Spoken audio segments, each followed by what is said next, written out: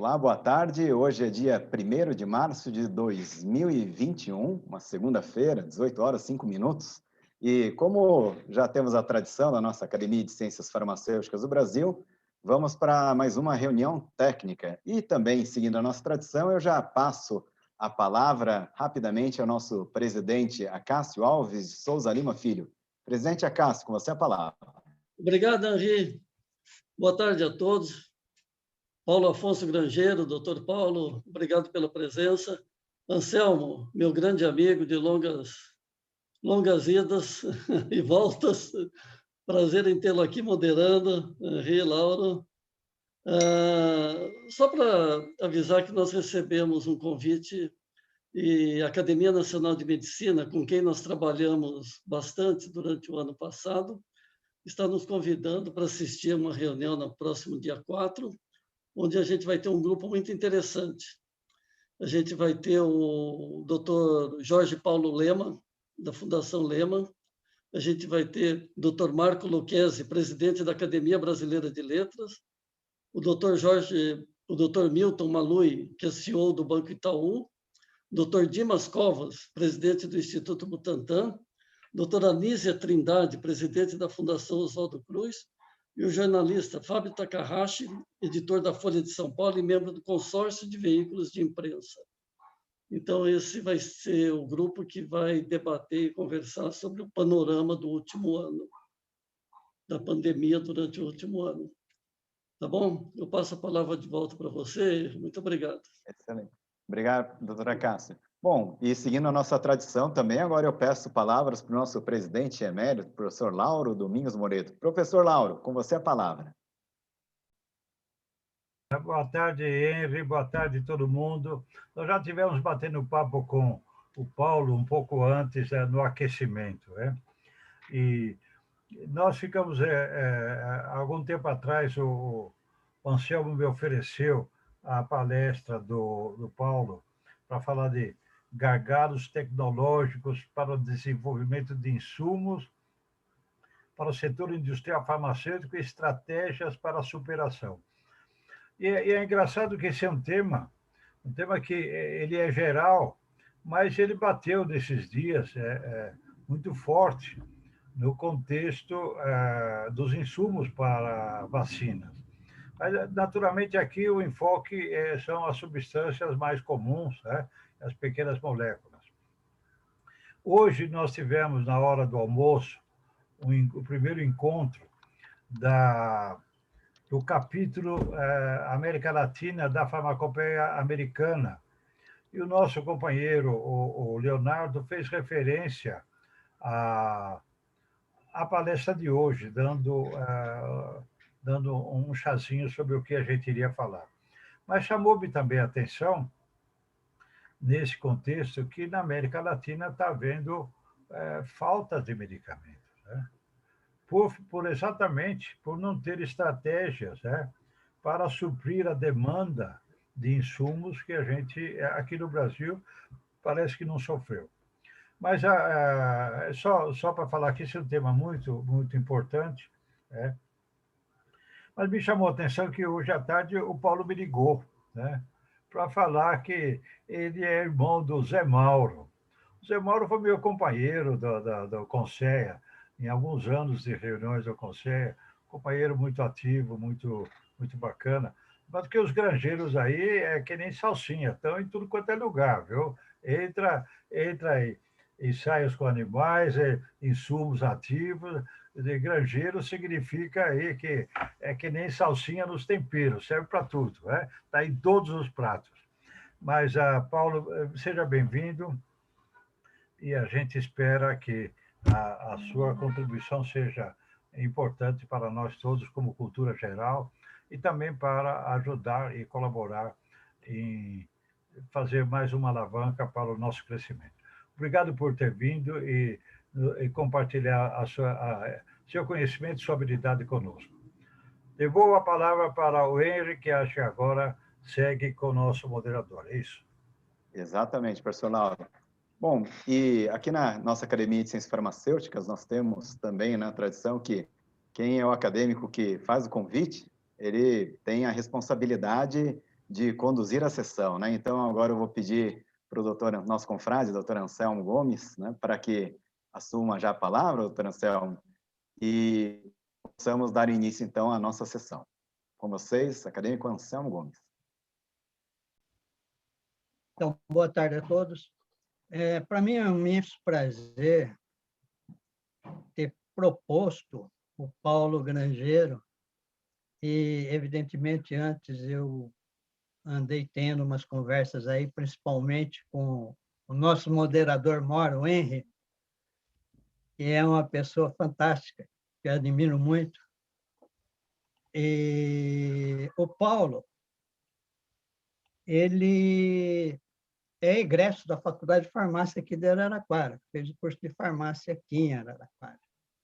Eu ando acompanhando muito as coisas que o Paulo anda desenvolvendo, principalmente agora que está dirigindo aí um centro de inovação na universidade em que trabalha. Então, no momento atual, em que a gente está sentindo na própria pele o problema dos IFAs, né?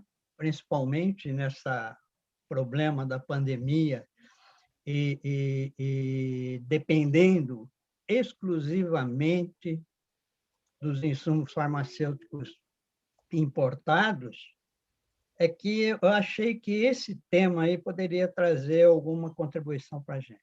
Principalmente, estou até defendendo uma causa própria, porque dentro da universidade a gente tem muito problema desse tipo.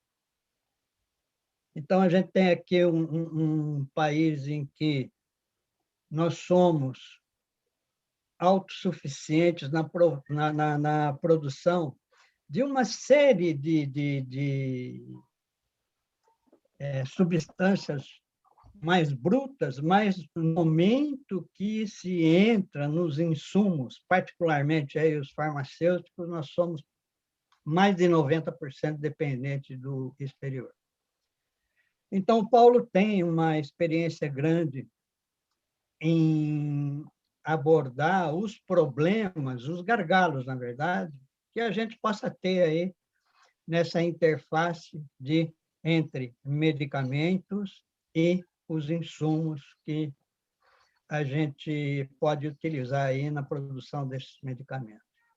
Então, eu passo a palavra para o Paulo, sinta-se à vontade, nós já atrasamos bastante aí, acho que o tempo, então sinta-se à vontade, e no final, então, a gente tem aí algum tipo de discussão através das perguntas que as pessoas que estão assistindo irão fazer. Então, Paulo, com a palavra, por favor. Doutor Anselmo, eu acho que só para a gente, como tem o Paulo Grangeiro aqui, o professor Paulo Grangeiro, né, que é nosso convidado de hoje, eu vou tomar a liberdade de fazer uma breve apresentação do Paulo, né, o currículo mais completo do Paulo. Ele está até já no convite, né, da nossa reunião, doutor Anselmo, mas eu acho que é bacana a gente conhecer um pouco, né, um pouco mais do professor Paulo Grangeiro. Eu vou tomar a liberdade aqui, viu, Paulo, antes de você, vou compartilhar aqui a nossa tela. E aqui nós temos, então, né, o nosso palestrante simpático ali, né, na foto ali, o Paulo Grangeiro, né, tá de gravata ali, né, Paulo? Mas o professor Paulo Grangeiro, Paulo Afonso Grangeiro, é professor associado, né, do campus Centro-Oeste da Universidade Federal de São João del Rei, em Divinópolis, Minas Gerais, graduado em farmácia pela Unesp de Araraquara, foi aluno do professor Anselmo, como já comentado aqui, tem mestrado e doutorado em Biologia Funcional e Molecular na área de Bioquímica pela Unicamp, né, ali, terminando ali em 2001. Realizou estágio sênior CAPES no Instituto de Tecnologia de Massachusetts, né, no MIT, como Visiting Scientist. E, bom, além de uma série de outras coisas, o Paulo é um empreendedor também, é um dos poucos empreendedores científicos que a gente tem no Brasil, com uma vivência internacional, e é um empreendedor também no meio acadêmico, com disciplinas, por exemplo, com a disciplina de felicidade na Universidade Federal de Juiz de Fora, que depois, quando a gente terminar a nossa conversa, eu até vou querer ouvir um pouco mais do Paulo Grangeiro sobre esse assunto também, né? Currículo extenso, a gente tem uma noite agora de bons trabalhos. Então, agora eu vou parar de compartilhar minha tela aqui, né? E aí, agora sim eu peço para que o professor Paulo Grangeiro, então, assuma o microfone. Paulo, com você a palavra, por favor. Olá, então, boa noite. Primeiramente, gostaria de agradecer, doutor Anselmo, meu professor querido, pelo convite. Agradecer o doutor Moreto, doutor Acácio, meu colega também, doutor Henry, pelas palavras. É uma satisfação enorme poder compartilhar com vocês da Academia de Ciências Farmacêuticas do Brasil e tratar de um assunto delicado, complexo, que não caberia somente numa apresentação, mas que eu consegui fazer um bom apanhado do que vem acontecendo, dos porquês e do que a gente pode fazer. Então, eu estou compartilhando a tela aqui, gostaria de saber se vocês estão vendo. Sim. Então, beleza, né? O assunto, né, gargalos tecnológicos para o desenvolvimento de insumos para o setor industrial farmacêutico e estratégias para superação. Eu comecei a trabalhar com esse assunto, né, de empreendedorismo depois que eu voltei do MIT. Minha experiência lá foi incrível, foram 18 meses num ambiente de inovação que é referência mundial. E eu voltei para o Brasil assim, transforme sua pesquisa em negócios, transforme sua pesquisa em modelo de negócio. Mas como fazer isso? Então, eu passei a participar de programas de pré-aceleração de startups, mas não é fácil. O processo ainda no Brasil é muito complexo. Mas eu vou contar uma história para vocês, então, nessa apresentação, que vai estar relacionado a, primeiro, uma contextualização, aí depois eu vou falar da definição de invenção e inovação, aí eu vou entrar no assunto de dependência tecnológica de insumos, vou trazer o exemplo do Brasil, o exemplo dos Estados Unidos, a independência, vamos dizer assim, tecnológica de China e Índia, né? O que está acontecendo na China e na Índia para elas serem as produtoras desses IFAs, né? E aí trazendo estratégias para superação, o que vem sendo feito nos Estados Unidos, por exemplo, né? E também no Brasil. E eu quero terminar dizendo o que eu faço no meu laboratório, para mostrar que há uma transformação no meu mindset, na minha forma de como enxergar a pesquisa. Eu quero começar já provocando vocês, perguntando, será que nós inovamos? Nós somos a 14ª potência em conhecimento, mas somente a 66ª em inovação. Nós não transformamos conhecimento em riqueza. Nós sabemos muito, mas não fazemos o que sabemos. Veja, nós somos a 11ª em produção de artigos científicos de Covid-19, mas importamos vacinas, importamos kits de diagnóstico. Uma das razões, que já é bem conhecida, é o fato de que no Brasil, os pesquisadores, quase 70% deles estão nas universidades. Na Coreia do Sul, nos Estados Unidos, 80% deles estão nas empresas, porque é na empresa que a inovação tem que acontecer. Uma pesquisa que eu fiz em dezembro de 2019, mostrando as 3 universidades mais empreendedoras do Brasil. Então, se a gente pegar dados da Agência de Inovação da Unicamp, dados da Agência de Inovação da UFMG, que é a CTIT, dados da Agência de Inovação da USP, que é a AUSP, em média, essas universidades têm 1.100 patentes, mas não mais do que 10% delas licenciadas. As patentes também estão ficando nas gavetas. Vocês acham que é muito isso? Eu vou trazer para vocês o exemplo do Bob Langer, o cientista mais citado na história da humanidade. Ele é um pesquisador do MIT, ele tem mais de 290 mil citações, um H-index de 268, mais de 1.400 artigos, mais de 1.300 patentes. Ele passou o Thomas Edison, 400 delas licenciadas. Ele abriu mais de 30 empresas sendo pesquisador do MIT. E a mais famosa e a mais recente dela é a Moderna, que está trazendo aí a vacina de RNA. Mas quanto será que vale uma tecnologia? Olha, 1 quilo de soja vale 10 centavos de dólar, de automóvel $10, de eletrônico $100, de avião $1.000 e de satélite $50.000. O Brasil lançou, né, ontem, lá na Índia, o seu satélite totalmente nacional. Ou seja, nós estamos exportando navios de commodities em troca de um container de eletrônicos. E, para piorar o cenário, a gente vem cada vez menos tendo investimento na área de pesquisa e desenvolvimento, né? Com índices cada vez menores para ajudar que pesquisas de ponta continuem ou pesquisas possam chegar a provas de conceito ou até avançar mais.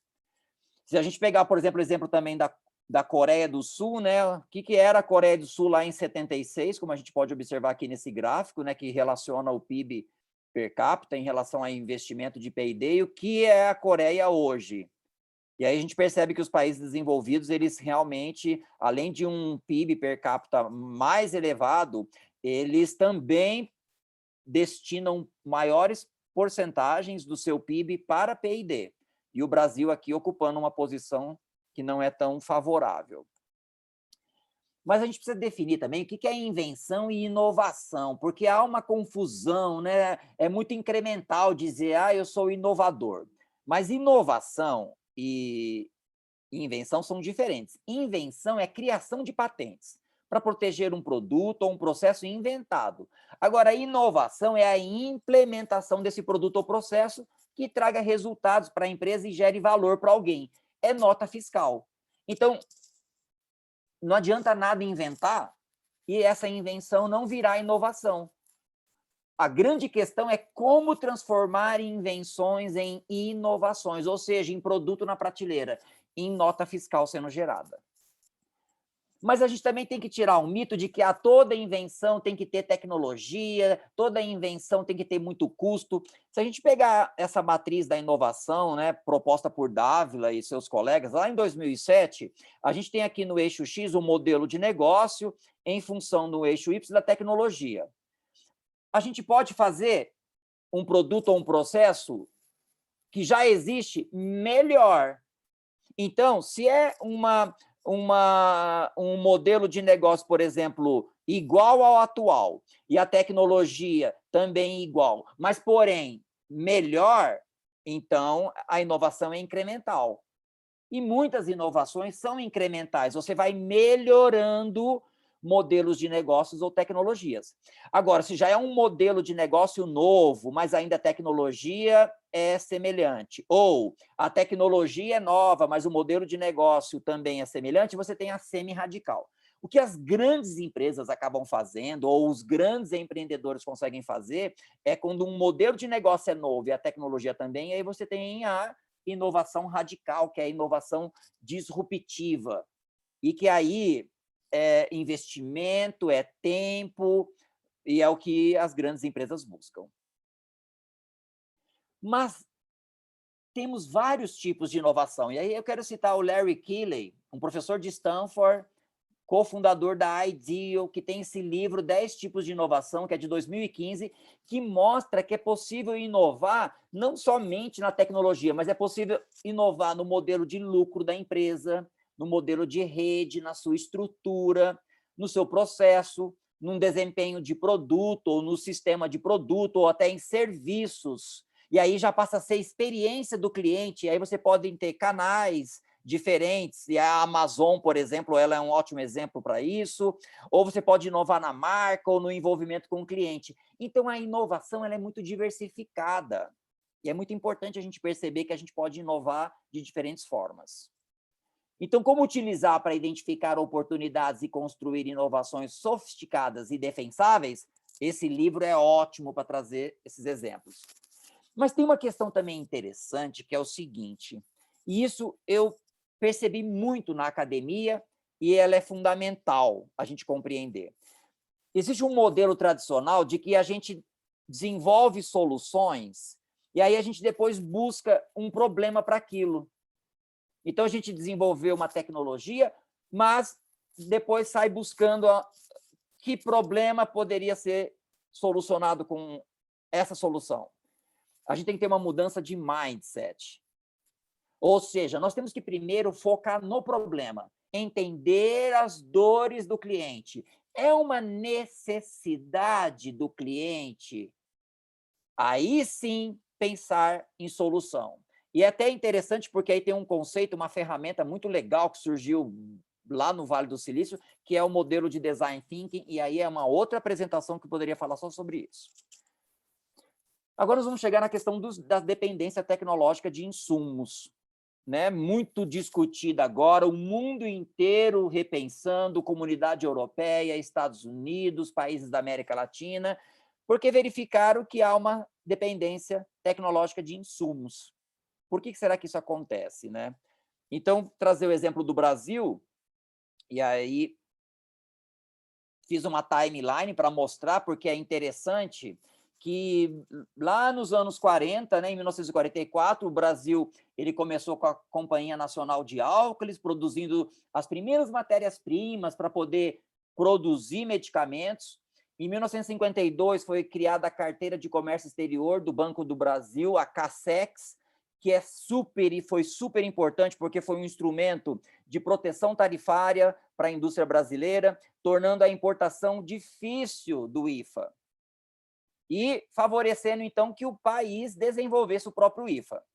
Em 69, foi um decreto de lei que deixou de reconhecer patentes, mas que em 1990 começa a desandar, porque no governo Collor foi extinto o CACEX, e aí começa, então, um desmonte da indústria farmacêutica, porque as multinacionais elas puderam, então, entrar mais facilmente, a concorrência ficou mais difícil, e aí um déficit com a importação desses produtos não parou de aumentar. Em 95, o Brasil reconhece o TRIPS, o Trade Related Aspects of Intellectual Rights, muito conectado, o Henry aí conhece bastante sobre isso, e em 96, o Brasil aprova uma lei que abriu mão, por exemplo, do prazo que o acordo TRIPS permitia que os países continuassem sem reconhecer patentes até o final de 2005. E aí, já em 96, então, o Brasil passou a reconhecer as patentes, diferente do que aconteceu com a China e a Índia, que não fizeram isso. Então, elas tinham políticas industriais muito semelhantes à brasileira e, até então, aproveitaram o prazo até o último dia, desenvolvendo o que hoje são uma das maiores indústrias químicas e farmacêuticas do mundo. Continuando nessa timeline, esse déficit chegou em 2014 em 488,3%, na faixa de 3 bilhões de dólares. E aí, em 2021, a gente tem um cenário, de acordo com a ABFIC, de que o Brasil produz somente 5% do IFA, contra 55% do que produzia nos anos 80. Também vale a pena ressaltar, e aí tem muito a ver com o que o professor Anselmo comentou no início, é o Vale da Morte. Ou seja, a tecnologia que sai da universidade, e aí a gente pode observar aqui, olha, no eixo X, né, o processo de inovação e de manufatura em relação à quantidade de investimento, o que acontece é que a universidade ela consegue chegar até a prova de conceito, ou até a produção em laboratório. Mas, no momento da prototipagem, ou aumentar a escala, é necessário investimento. E esse gap é justamente o gap que a gente dependeria de aporte do governo e que não existe hoje. Porque o setor privado, ele já quer um produto mais pronto. E aí, mais para frente, eu vou conectar com que mecanismo nós poderíamos ter para facilitar isso. Então, dificuldades para iniciar novos negócios, arcabouço regulatório pouco ágil, ou política institucional que cria um ambiente de negócios difícil para se inovar, poucos investimentos e mais outras possibilidades aí de barreiras, é o que a nossa indústria, principalmente a de insumos, deveria ultrapassar para poder conseguir chegar a um produto de prateleira. Mas será que a dependência tecnológica no setor farmacêutico é somente do Brasil? O interessante é que nos Estados Unidos também há uma certa dependência tecnológica, né? Se a gente pegar aqui, olha, as instalações de fabricação do IFA para todos os medicamentos por país ou região para os Estados Unidos. Ou seja, os Estados Unidos produz 28% somente dos seus IFAs. Ele depende de vários outros fornecedores, principalmente do mercado europeu, mas olha a China e a Índia entrando como mercados produtores de IFA para os Estados Unidos. Então, os Estados Unidos, por meio de seus investimentos em pesquisa biomédica, eles são líderes para a descoberta e desenvolvimento de medicamento, mas estão mais na vanguarda, mas não estão mais na vanguarda da fabricação desses medicamentos. E olha que interessante, nos Estados Unidos, 80% dos antibióticos vêm da China. Eles dependem, por exemplo, ibuprofeno, 95% eles dependem da China, hidrocortisona, 91%, 45% de benzilpenicilina. E por que isso aconteceu? Porque nos Estados Unidos ficou difícil competir com a China do ponto de vista de custo mais baixo para mão de obra, transporte, energia e água. E agora eu vou falar de uma certa independência tecnológica da China e da Índia. O que vem acontecendo na China para que eles pudessem ser hoje, né, grandes produtores de IFA? A China, ela destina boa parte das suas IFAs para a Europa, né, para o mercado europeu, para o resto do mundo em torno de 28%, para o resto do mundo em torno de 26%, 12% para os Estados Unidos, 17% para a Índia, e dessa forma, então, a China hoje é um dos grandes centros da indústria de produtos farmacêuticos ou da área de saúde. O interessante é que na China, o arsenal de fabricação de IFA ele atua operando com 70% da sua capacidade. E, com isso, eles conseguem reduzir os preços em 30% a 40%, apesar do aumento dos custos de mão de obra e da implementação recente de normas ambientais mais rígidas. Um outro fato interessante é que, nos Estados Unidos, as normas ambientais, por serem mais rígidas, é mais fácil abrir essas fábricas produtoras de IFAs em outros mundos. Então, a China ela dispõe de subsídios generosos do Estado e apoio bancário na forma de empréstimos a preços insignificantes de taxa de juros. Então, a China consegue ter escala, custo de produção baixo e apoio governamental. O ambiente favorável para isso acontecer. Para vocês terem uma ideia, em 2019, a exportação da China chegou a 9,5 milhões de toneladas, 2,5 só de IFA. As exportações cresceram 3,8% em média nos últimos anos, chegando a 30 bilhões de dólares, e tem uma tendência de aumentar, porque de 2020 a 2024 serão 160 bilhões de euros em moléculas patenteadas que devem cair no domínio público.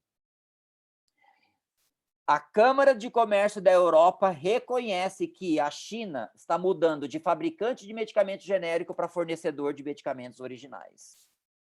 E como que fica a Índia? A Índia ela tem 70% das suas IFAs dependentes da China, mas movimentam 33 bilhões de dólares, né? Movimentaram em 2018 e 2019 para a produção de medicamentos genéricos, chegando, inclusive, parte disso, olha, 14 bilhões que foram formulados e 62% dessa produção foi exportada para outros mercados. O interessante é que a Índia tem o maior número de plantas de IFA aprovadas pelo órgão de regulação dos Estados Unidos, que é o FDA, e na Índia são 24 empresas farmacêuticas nacionais baseadas em pesquisa. Coletivamente, as empresas respondem por mais de 85% de investimento do setor privado em P&D, que é bem interessante esse dado também. E eles contribuem com mais de 80% das exportações de medicamentos e produtos farmacêuticos do país e atende a mais de 50% do mercado interno. IFAs são cruciais para medicamentos e os países colocaram seus ovos em uma única cesta. Isso é bem interessante para reflexão. O que a gente poderia fazer para superar essa dependência tecnológica, né? Acho que o fato é refletir, esse é o cenário, o que poderia ser feito. Eu trouxe como exemplo o que se faz nos Estados Unidos, e, é claro, não posso deixar de falar sobre o MIT. O MIT, há 9 anos, é a universidade melhor ranqueada no mundo pelo QS, que é um ranking de universidades mais tecnológicas. Eles têm uma revista que é o MIT Technology Review, eles têm um programa junto para o Brasil, eles têm o maior programa de empreendedorismo do mundo, são $100 mil para a equipe campeã. O interessante é que no MIT, em Harvard, os estudantes, já no primeiro ano, eles são misturados, engenheiros, biólogos, estudantes de biologia, de química, de física, para pensarem em problemas da sociedade. Eles passam 3 meses, 4 meses, tem disciplinas de empreendedorismo para isso, tem uma disciplina do MIT super concorrida, e aí eles detectam um problema que é uma necessidade da sociedade, e aí eles passam os semestres seguintes desenvolvendo a solução. E aí eles participam dessa competição para ganhar $100 mil. Eles têm um museu incrível, porque um dos astronautas que pisou na Lua era formado no MIT. Eles têm um festival de ciência que é incrível, que é o maior do mundo, acontece em Cambridge, e aí participa tanto o MIT como Harvard. Eles têm um prêmio, né, para inovadores com até 35 anos de idade, e aí eles premiam 35 no mundo, sempre tem um brasileiro, e também eles têm um fato de que já foram 35 mil empresas abertas por ex-alunos, e o faturamento dessas empresas equivale à 8ª economia do mundo. Mas um fato interessante é que, olha, pegando essa imagem aqui da Kendall Square, se a gente olhar aqui embaixo, olha, em 1980 é a vista aérea, né? O MIT está aqui nesse trecho, aqui nesse pequeno trecho, e aqui está tudo vazio. Essa imagem aérea de 2021 mostra uma transformação, né? Aqui, ó, tá Boston, aí tem aqui o Rio, Charles River, aqui a parte leste do MIT, e aqui, olha, lotado, todo o terreno ocupado por empreendimentos. O interessante é que eu chegava de metrô aqui, olha, nessa Kendall Square, eu andava essa avenida aqui, ó, atravessava essa praça, e aqui era o meu prédio onde eu trabalhava. O que aconteceu, né, nessa região? São 450 empresas, 250 de biotech. São empresas como Moderna, Pfizer, Novartis, Biogen, Genzyme, a Genentech, uma das primeiras do mundo a fazer a insulina recombinante, que estão no entorno da universidade, colaborando, desenvolvendo projetos. Eu, por ter sido um cientista visitante, toda semana eu recebia um e-mail do chefe do departamento dizendo, olha, uma oportunidade para tal empresa, oportunidade para tal empresa. Então, é um ambiente extremamente favorável. Essas empresas se instalaram lá por causa de uma universidade, e de uma universidade empreendedora, que desenvolve tecnologia que deve ser, então, explorada. Então, é um ambiente muito favorável. Pra vocês terem uma ideia, esse é o maior cluster de empresas do mundo que produzem medicamentos biológicos. Medicamentos para tratamento de câncer, medicamentos para tratamento de reumatismo, de diabetes, mácula degenerativa. Então, é a maior quantidade de células de mamífero do mundo produzindo moléculas recombinantes. Anticorpos monoclonais. Diferentemente, tem um outro aspecto nas universidades americanas, que é o modelo da Universidade de Utah, e eu fiz questão de trazer para vocês. Na Universidade de Utah, há uma... Desculpa que está aqui a minha barra. A integração total das atividades de comercialização de tecnologia está na missão da universidade. São esforços em área de potencial, aplicações médicas, nanotecnologia, imagens e energias. Então, eles identificaram o que nós temos de potencial, o que nós temos de cientistas ou áreas de atuação que merecem atenção. A formação e a difusão de um pensamento empreendedor nos seus acadêmicos, uma pedagogia baseada em aprendizagem prática, presença de empreendedores reais nos processos de treinamento e desenvolvimento, oferecimento de um amplo espectro de atividades e programas voltadas ao empreendedorismo e, o mais interessante, um autofinanciamento. Maior parte do dinheiro vem das empresas do Vale do Silício. E aí, são dois modelos interessantes que existem nos Estados Unidos. O modelo de universidades que produzem startups e universidades que produzem royalties. Por exemplo, Utah tem um modelo de gestão de comercialização de tecnologia que é orientado para gerar startups, via seed money que vem lá do Vale do Silício. Já o MIT é um modelo de gestão baseado no regime de geração de receitas por licenciamento de tecnologias, de royalties, que é o modelo que mais se aplica no Brasil. Além do mais, nos Estados Unidos há um ecossistema favorável para hard science, para healthcare, startups de healthcare. Por exemplo, a Y Combinator, a Pulse, a Techstar, são programas de pré-aceleração de startup voltados para esse tipo de tecnologia. Por que isso é importante? Porque hard science depende de regulação. Nos Estados Unidos tem que passar pelo FDA, são milhões de investimentos. Então, tem que ter programas de pré-aceleração próprios para isso. No Brasil, basicamente, programas de pré-aceleração é para aplicativo de celular. Então, como que pode uma hard science do Brasil dar certo?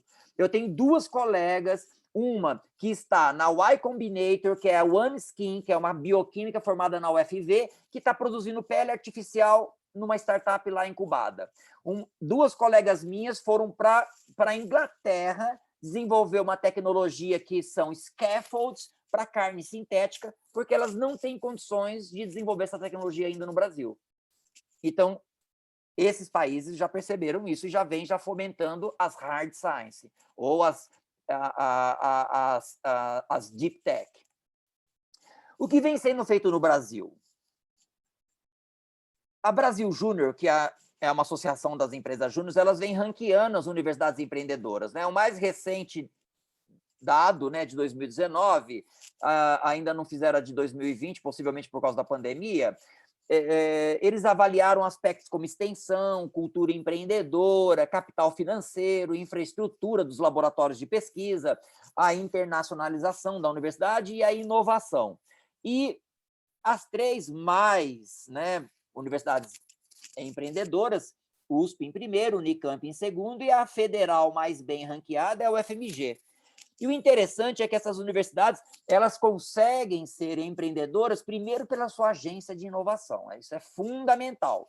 Ou de eventos como a USP, né, realizou a USP Biomedicine em 2018, que conecta setor produtivo e pesquisadores, para que eles possam pensar em soluções que são necessidades das empresas, para co-desenvolvimentos, acordos de parcerias ou mesmo encomendas tecnológicas. Um bom exemplo desse é o caso do professor Humberto Ferraz, da USP, que fez um licenciamento para a Biolab, daí nasceu, então, o Vonal Flash, que representou, em 2018, 90% dos royalties da USP. Para vocês terem uma ideia, foram 3,5 a 4 milhões de reais para a USP. E aí, se a gente fizer as contas agora, um terço, os inventores ficaram com quase 1.600.000 reais. Um ano. Imagina se é um contrato de 10, 15 anos. Então, é uma aposentadoria dourada aí, é uma forma de estimular que esses acordos aconteçam, que essas tecnologias sejam desenvolvidas, mas, claro, o propósito maior é resolver um problema da sociedade. Ninguém consegue copiar o Vonaflash, já entraram no Equador, estão entrando agora na Colômbia, vai ganhar o mundo. Um outro exemplo é o ecossistema da Unicamp, também tem uma agência de inovação, eles dão prêmios para os empreendedores anualmente, eles têm uma incubadora de empresas, assim como na USP, como várias universidades brasileiras têm incubadoras de empresa. Eles têm uma coisa interessante que é a Unicamp Venture, que é formada por ex-alunos da Unicamp, que são empresas filhas da Unicamp. E olha que interessante, né? Tem um dado aqui que eu quero mostrar, que é mais recente. Esse dado é de 2020. A Unicamp ela tem 1.000 empresas filhas. Gente, eu vou comparar com o MIT. O MIT tem 35 mil, mas o MIT tem 150 anos. Mas são 1.000 empresas da Unicamp e em 2020 geraram 8 bilhões de reais, quase 33 mil empregos. Então, é impactante. O interessante é que até essa Unicamp Venture consegue fomentar soluções emergentes que possam sair da Unicamp e virar negócio. E aí, será que existe, então, interação universidade e empresa no Brasil? Né? Porque isso parece um mito, né? Olha, existe, vem aumentando, principalmente a partir lá dos anos 90, tendo patamares aí consideráveis. A USP é a empresa que mais faz parceria, né? Chega a ser a quase 2.800. Essa é uma apresentação do Brito Cruz. E as empresas que mais fazem parceria, a Petrobras se destaca. Vejam que nós temos algumas brasileiras, como a Vale, a Embraer, mas são farmacêuticas, olha, Sanofi, Novartis, Pfizer, AstraZeneca, Bayer, Merck, Eli Lilly. Então, o Brasil tem uma característica, a Roche aqui também, de empresas de base farmacêutica, de setor farmacêutico, mais fazendo parcerias com o Brasil. E a gente dependia até então de um marco legal. Então, o marco legal da ciência e tecnologia é fundamental para que a gente consiga, como universidade, se aproximar mais do setor produtivo.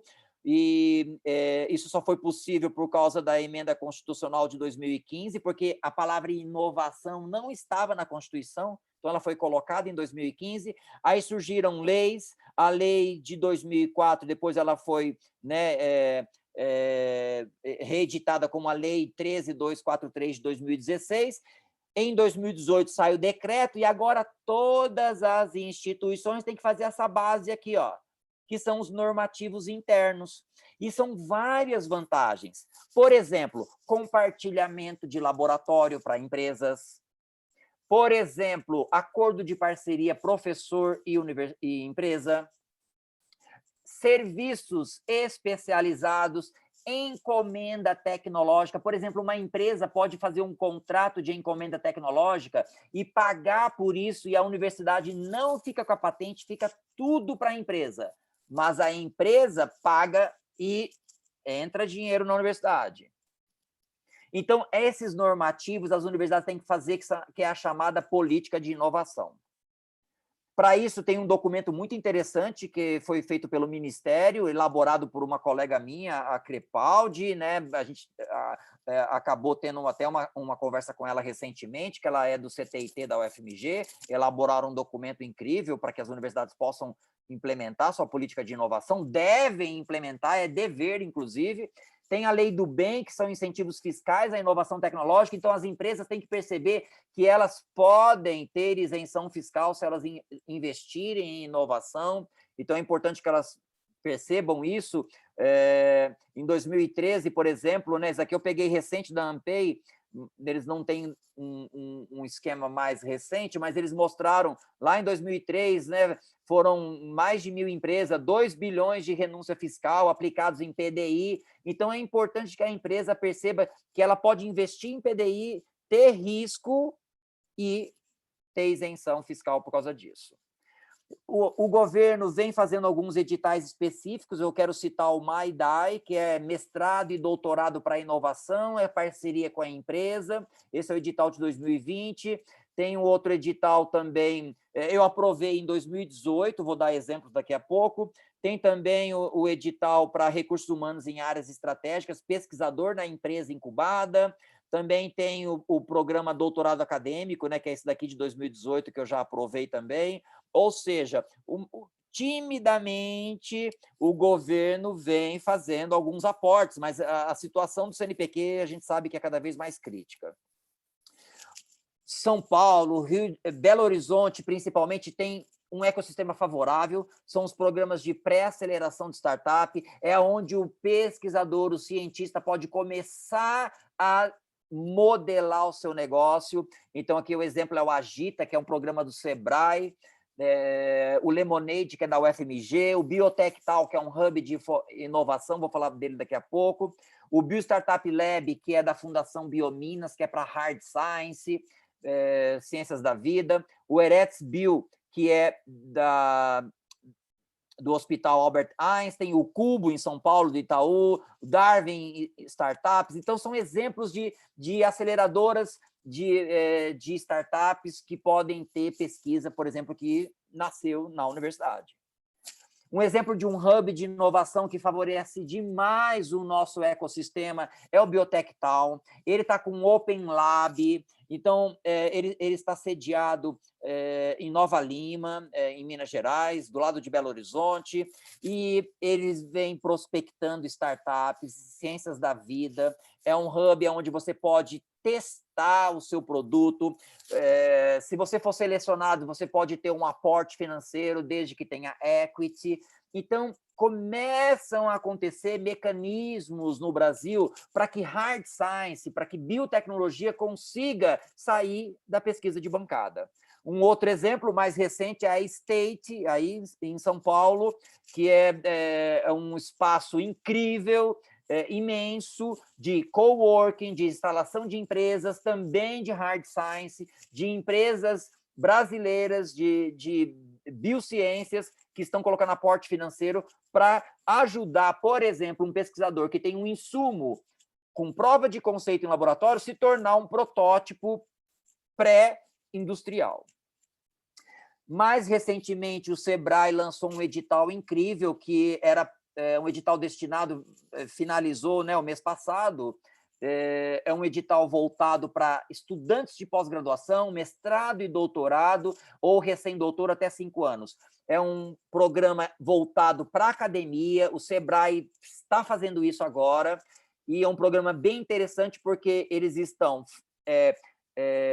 capacitando estudantes de pós-graduação para modelagem de negócio, e é um funil, eles são etapas, várias fases, até chegar numa fase, então, que vai ter aporte financeiro de até R$150 mil.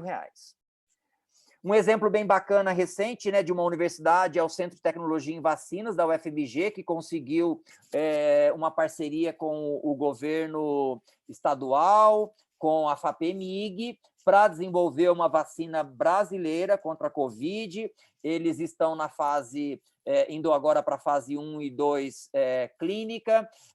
São R$100 milhões de investimento, então é muito investimento para fazer os ensaios clínicos, mas estão fazendo parcerias, inclusive assinaram uma parceria, hoje saiu nessa matéria, da parceria deles com o Biotech Town também. E, claro, nós temos empresas que são capazes, né, de fazer os próprios IFAs, né? E o melhor exemplo é a Cristália.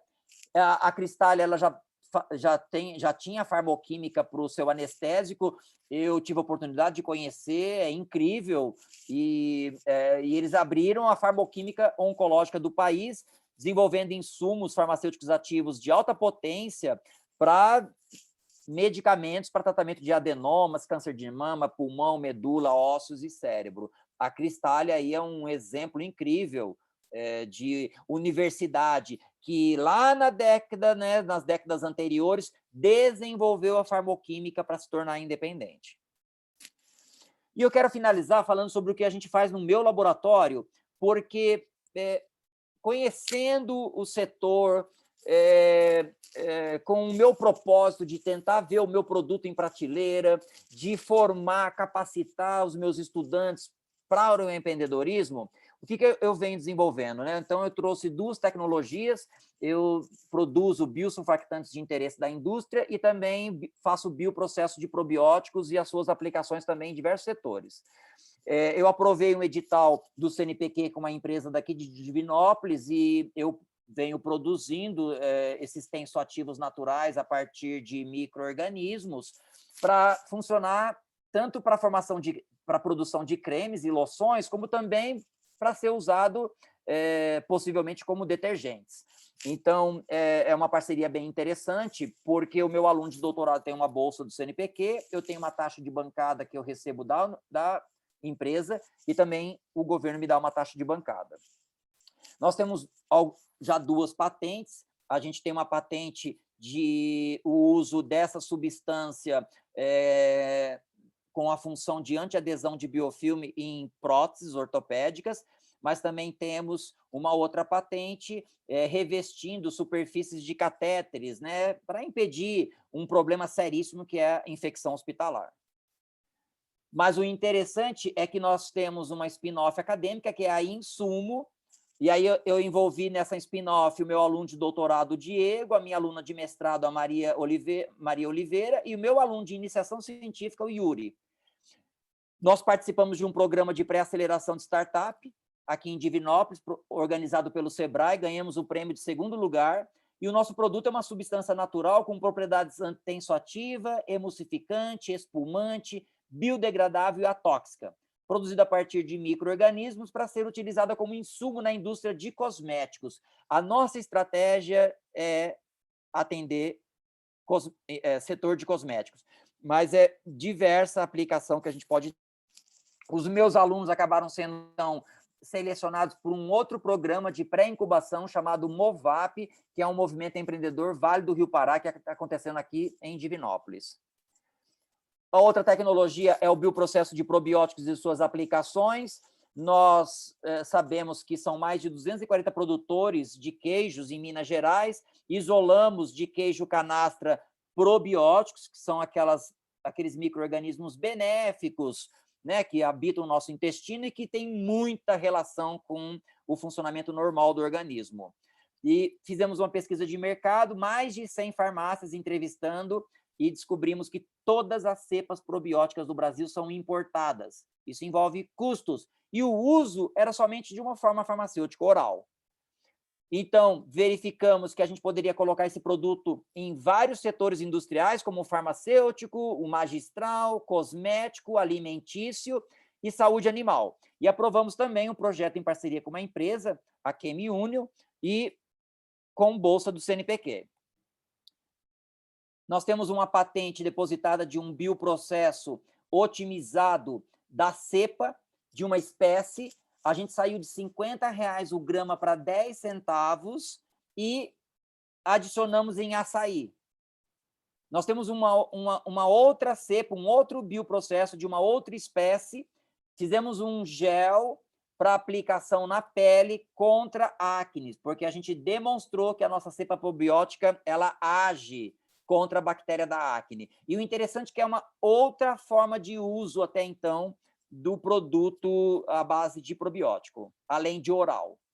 A gente também tem uma outra preparação probiótica, né, que é um bioprocesso também de uma outra espécie, mas agora adicionando em sorbet, que é um sorvete que não vai adição de leite, usa açúcar tolerado por diabéticos, e também a gente está demonstrando aí utilizar o probiótico não somente em matriz láctea, mas para aqueles indivíduos que têm intolerância à lactose, que são fitness, e é uma tendência aí na indústria alimentícia. Nós também temos um outro bioprocesso de uma outra espécie patenteada, com atividade antioxidante e antimicrobiana, também pensando aí numa indústria farmacêutica. Por causa disso, surge uma outra spin-off no meu laboratório, meu aluno de mestrado, que é a SOBE, que é para a produção de sorbet probiótico à base de frutas, com açúcar tolerado por diabéticos e sem adição de leite e gordura. E ele também foi selecionado para participar de um programa de pré-aceleração de startups. E aí é o dilema, é abertura de empresa ou transferência de tecnologia? Esse é o grande dilema que a gente passa hoje. Eu percebi que eu não tenho condições de abrir empresa como pesquisador, sou dedicação exclusiva, então eu venho estimulando os meus alunos para isso. Então, além do desenvolvimento da tecnologia, eles participam de programas de pré-aceleração para entender de modelagem de negócio. Uma oportunidade incrível. E eles são super entusiasmados, acabam trabalhando mais do que deveriam e, quem sabe, aí no futuro próximo a gente pode ter resultados promissores. Mas, dependendo da tecnologia, se envolver muita Anvisa, muito investimento, muitos ensaios clínicos, né? Ou, na verdade, não muitos ensaios clínicos, mas custos elevados de ensaio clínico, a saída é fazer licenciamento de tecnologia. Como considerações finais, a gente tem que assumir um protagonismo, assumir responsabilidades, sermos mais cientista e empreendedor, ter uma política de inovação favorável, discutida e apresentada para a comunidade acadêmica, dentro das nossas ICTs. O NIT tem que estar estruturado também. É claro que tem que ter engajamento, a gente tem que ter a possibilidade de capacitar pesquisadores e estudantes. temos que ter as resoluções e as normas na academia para facilitar que esses acordos aconteçam e, claro, nos aproximar do setor produtivo. São as parcerias com o setor produtivo que vão ajudar o desenvolvimento desses produtos através de encomendas tecnológicas, por exemplo, ou mesmo um acordo de parceria de P&D. Eu quero citar o Guilherme Rosso, que é da Emerge Lab, e ele faz um comentário bem interessante. Olha, é difícil ser cientista e é difícil ser empreendedor. Muitos cientistas têm boas ideias nas mãos, mas não sabem que elas podem gerar negócio. É um campo pronto para crescer. Mas, para que isso ocorra, é preciso fortalecer a ciência brasileira, atraindo os jovens e dar educação empreendedora para os pesquisadores que já atuam no laboratório. E eu quero terminar, assim, quase terminando, desculpa, mas olha, eu quero mostrar esse dado da Forbes das 10 potências indústrias farmacêuticas. Quando saiu de 2021, quando sair, né, de 2021, será que essa sequência aqui das empresas será mantida? Aqui não tem AstraZeneca ainda, né? Não temos a Moderna, a Johnson já estava lá em primeiro, será que ela é mantida? A Pfizer agora, né, com a vacina amplamente distribuída no mundo, será que não vai se tornar a principal indústria farmacêutica? Então, isso daqui é para a gente refletir daqui a um tempo, quando sair a nova lista da Forbes. Por causa desse meu envolvimento, eu venho dando workshops em várias universidades. Já foram 15 workshops nos últimos 3 anos, tirando o ano passado por causa da pandemia, para alunos de graduação e pós-graduação, mão na massa. Eles chegam com uma ideia, ou tem a ideia na hora, e aí a gente, em 4 horas ou em 8 horas, a gente modela e dá uma cara de negócio para isso. Então, é super estimulante, o resultado é incrível e é bem diferente do que estamos acostumados a fazer na academia. Eu quero divulgar para vocês um livro gratuito organizado pelo professor André, da UFOP, que é o Empreendedorismo Universitário, do qual eu sou colaborador. É grátis, joguem lá no Google que vocês vão conseguir acessar o PDF. Claro, não faço nada sozinho, esse daqui é o meu time, são os meus colegas professores, José Antônio, professor Daniel Bonotto e os meus acadêmicos aqui, os nossos acadêmicos de iniciação científica, mestrado e doutorado. Agradeço imensamente a oportunidade, aqui está meu e-mail, meu telefone, me siga nas redes sociais, eu trago muitas oportunidades sobre ciência, tecnologia e inovação e também curiosidades.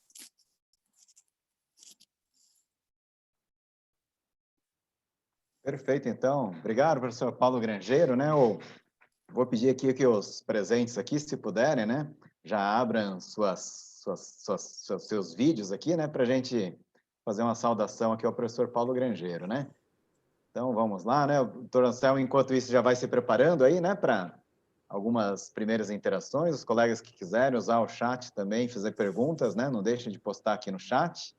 Então, vou esperar que o pessoal só termine, né, de ligar as câmeras. Eu vou pedir para parar um pouquinho também, de usar um pouquinho aqui o nosso chat, né, logo na sequência, para a gente poder ter aqui um painel melhor aqui só com o professor Paulo Grangeiro, né? Um minutinho só, então deixa eu só fazer aqui, né, uma foto da nossa tela aqui. Um minuto só. Tá ok. Então, vamos lá. Primeiro, bom, aliás, vou pedir aqui uma salva de palmas para o professor Paulo Grangeiro, em primeiro lugar, né? Parabéns, Paulo, mais uma vez, né? Gratidão. Muitos elogios aqui no nosso chat, pessoas perguntando, né, se a gente vai ter a disponibilização do vídeo posteriormente, né? Nós temos já no chat, apostamos aqui o YouTube da nossa Academia de Ciências Farmacêuticas do Brasil. E, Paulo, que eu queria aproveitar, né, que nós estamos aqui, só para fazer um comentário. A gente não está com uma audiência, né, muito grande aqui na nossa sala hoje, mas eu não posso deixar de citar, né, o Antônio Bezerra, que está aqui, o doutor Dante Alário, né, o Eduardo Paganho, o Leonardo Teixeira, a Jana Marcelini e vários outros colegas que são do meio empresarial, que estão aqui conosco. O Norberto Prestes também, da Abikif, estava aqui conosco até agora há pouco, aliás, segue aqui conosco, né, Norberto? Então, é um público, né, muito qualificado que nós temos hoje, além de perto aí de mais de uma dezena de acadêmicos da nossa Academia de Ciências Farmacêuticas do Brasil, né? Bom, Doutor Anselmo, a gente tem, né, como aqui nosso hábito, pedir para que o nosso moderador, então, né, ele já comece com as primeiras interações. A gente pode te ajudar também aqui no chat, tá? Então, os colegas que quiserem fazer algum comentário aqui, já pode usar o chat a partir de agora também, por favor. Vamos lá. Doutor Anselmo, com você a palavra.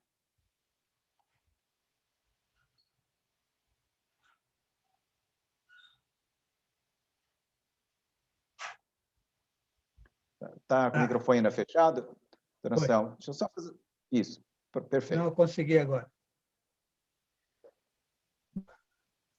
Doutor Paulo Grangeiro, em primeiro lugar, eu quero te felicitar por essa grande evolução na carreira. Nós sabemos, quando nós saímos da universidade, com umas ideias completamente fazendo.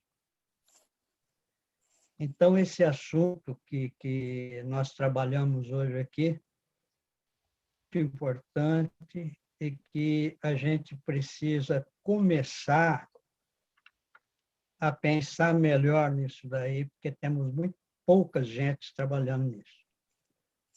Mas eu queria só fazer um comentário e depois abrir para perguntas. O Brasil é um país de muito contraste, né? Eu vi que você citou o exemplo da Cristália, mas a gente tem coisas que são desenvolvidas no país, o país tem um conhecimento muito grande a respeito e que, na verdade, não acaba sendo aproveitado para atingir esses objetivos aí da inovação. Por exemplo, duas coisinhas simples. O Brasil é um país, um dos maiores países produtores de suco de laranja no mundo. E, no entanto, nós importamos ácido cítrico. O Brasil é um dos países melhor produtor de sacarose, açúcar. E na indústria farmacêutica nós importamos glicose. Então, são contrastes muito grandes. Por outro lado, a gente tem o exemplo da Cristália, que instalou, se especializou, e, se não me engano, no ano passado, inaugurou uma parte lá que trata exclusivamente dos medicamentos. E eu sei, visitei, conheci uma empresa que produz um anticorpo monoclonal para tratamento de câncer, ela produz integralmente toda a tecnologia, o IFA e o medicamento. Então, esses contrastes, eu particularmente não consigo entender muito. O que falta para que alguma empresa tenha a visualização desses nichos de negócio que ainda estão aí praticamente mortos, né? Eu me lembro, nos meus 43 anos de universidade, eu me lembro bem que, lá nos anos 80, aproximadamente, o Ministério da Ciência, não era Ciência e Tecnologia na época, mas fez tentou fazer uma série de investimentos no campo de novos fármacos, que é justamente um gap que a gente tinha necessidade de insumos ativos e não tinha como fazer. Eu me lembro que isso daí não deu em nada. Então, mesmo com incentivos, os cérebros nacionais não responderam ao estímulo dos financiamentos que estavam sendo oferecidos. Eu não sei o que é que, agora, em termos de Brasil, a gente vê aí os modelos no exterior são muito diferentes e que aqui no Brasil me parece que todo mundo é muito dependente do governo em financiar as coisas. Eu não sei o que você pensa disso, queria que você desse uma exploradinha rapidinha a respeito do não porquê desses aproveitamentos, de coisas que a gente já domina e já teria cabeça alguma concepção de como fazer. É bem interessante, viu, essa reflexão, Anselmo. E quando eu comecei a bater na porta de empresas, né, para fazer colaboração, eu me deparei muito, é a cultura da inovação. Às vezes há um mito de que precisa de muito investimento. Então, a primeira coisa que tem que trabalhar é a cultura. Eu vou dar o exemplo da Farmax, porque a Farmax ela é familiar, passou a ser uma indústria agora profissional, com profissionais, né, na sua gestão, e a geração dos filhos, né, passaram a entender a importância da inovação. Então, tem muito a ver com cultura. A Cristália, quando eu fui professor em Pinhal, Espírito Santo do Pinhal, que é do lado de Itapira, eu tive muitos alunos colaboradores da Cristália. E aí eu fui conhecer o superintendente, na época, tinha sido formado em Araraquara, inclusive, não me recordo o nome dele, ele era o superintendente, ele foi me mostrar. E aí ele mostrou a farmoquímica. E eu vi aqueles reatores químicos incríveis, e ele disse, nós fomos a única empresa na época que o governo incentivou a criar a farmoquímica, a fazer a farmoquímica. E hoje nós somos independentes da produção dos IFAs. Então, é visão, é cultura, isso é uma coisa importante, acho que um ponto fundamental. Tem empresa que diz assim, é mais fácil eu importar, é mais barato eu importar. E ela não percebeu que setor farmacêutico sobrevive de inovação.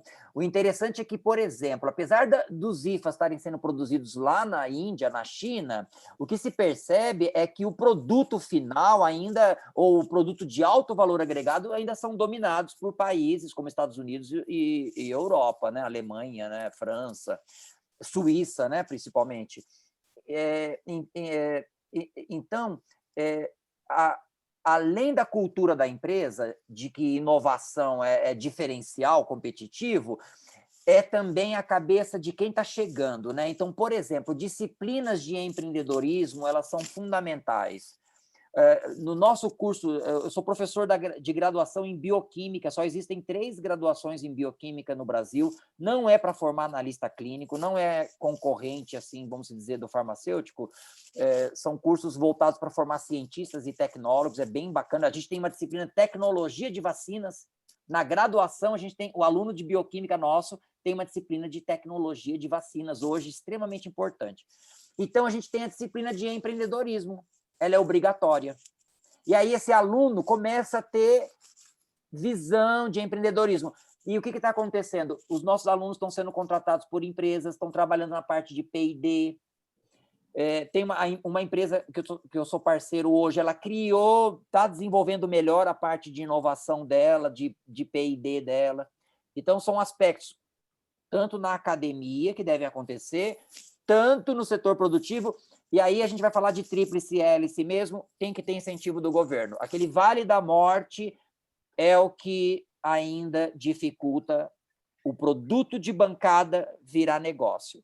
Porque se for hard science, se for anticorpo monoclonal, uma vacina ou o que for, sem investimento, não tem como.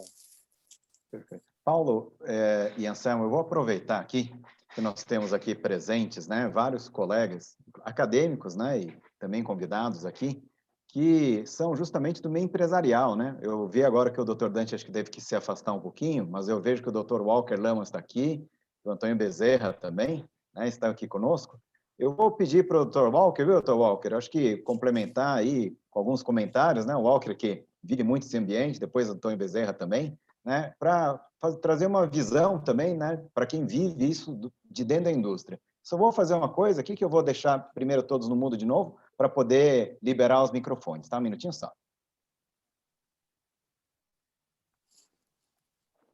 Walker, você consegue abrir o microfone agora? Com vocês, o nosso acadêmico Walker Lamas. Todos me ouvem? Obrigado, doutor Henry. Primeiramente, doutor Grangeiro, só realmente dizer que eu trabalho aí uns 20 e poucos anos na indústria farmacêutica, eu sou médico também, acadêmico, e eu acho que eu tive que esperar esses 20 anos para ver realmente uma palestra tão boa quanto a sua, que conseguiu realmente sumarizar isso de uma forma realmente muito clara para a gente. Esse é um problema que eu cito há bastante tempo, né? Essa desconexão que nós temos entre a indústria farmacêutica e a academia, né? E eu acho que a gente tem que buscar exatamente soluções para isso, buscar um caminho para que isso realmente possa interagir para o bem das duas partes, né? Tanto da academia, que conseguirá produzir mais, e também para as indústrias farmacêuticas que conseguirão levar toda essa tecnologia para a sociedade. Então, era só realmente um comentário e dar parabéns pela palestra. Henry, o doutor Dante voltou. Excelente, né? Bom, o Dante voltou, mas ele está meio assim atordoado ainda, né? Mas eu vou pedir então, viu, Dante, porque eu pedi para o Walker fazer alguns comentários, não, sobre o tema, e eu tinha pedido também para o doutor Antônio Bezerra. Norberto Prestes vem logo depois do doutor Dante também, por favor, tá? Antônio Bezerra, eu gostaria de fazer uso da palavra. Boa noite a todos. Henry, muito obrigado aí pela franquia à palavra, parabenizar a academia, parabenizar o professor Anselmo e principalmente ao professor Paulo por essa magnífica explanação. Eu tenho a dizer muito pouco, porque foi muito completa essa exposição do professor Paulo. Um ponto que nos chama a atenção, e temos discutido isso muito no âmbito da Abifina, é a condição do fomento, né? Essa palavra aqui hoje, inclusive, é um pouco desgastada com relação à inovação e que você deixou muito claro a importância dela. Quando a gente vê que dos países do BRICS, 3 países já têm a sua vacina, né? E nós estamos fora, com todo esse conhecimento que temos, agora Fiocruz, Biomanguinhos e Butantan são centenários, a gente percebe essa condição que foi marcante pela toalhinha do tempo com relação ao investimento do que importar é melhor do que desenvolver internamente. Então, eu acho que isso é um ponto importante de reflexão. Como eu falei, temos trabalhado muito. Inclusive, faço um convite a todos. No dia 17, vamos, e pelas redes sociais também da Abifina estamos divulgando, vamos fazer um encontro um pouco nessa linha de buscar as condições de quais são as perspectivas desse setor farmacêutico farmacêutico dentro do contexto, como bem tu colocou, a pandemia só veio só desnudar mais e mostrar a nossa vulnerabilidade. Novamente, parabéns. Obrigado, Henry. Obrigado, doutor Antônio Bezerra. Eu vou até aproveitar o que o Antônio Bezerra comentou. Teve um comentário aqui, né, do Rosivaldo Cardoso, que fez, né, falando um pouco, isso talvez entrar um pouco da contramão da sintonia, se bem que eu acho que não é tão na contramão, não, viu, Rosivaldo? Falando, né, que políticas de proteção social ao acesso a medicamentos pode ser desenvolvida diante do mercado com grandes falhas no mercado e assim por diante, né?